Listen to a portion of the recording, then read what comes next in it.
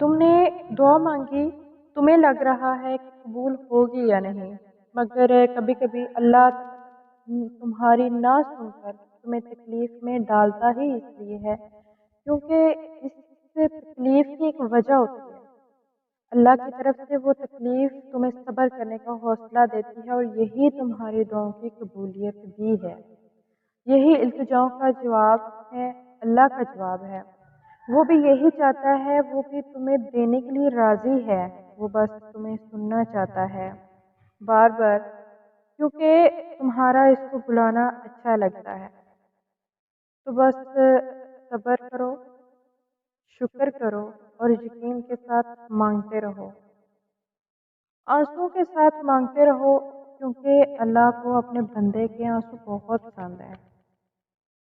صبر رکھو اور یقین رکھو، وہ ضرور عطا کرے گا، کیونکہ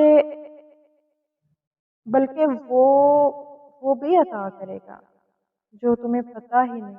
وہ تمہیں ایسے وقت لگائے گا کہ جس کا تم نے کبھی سوچا بھی نہیں ہے۔ اس پر یقین رکھو اور اس کی رحمت پر یقین رکھو، بے شک وہ عطا کرنے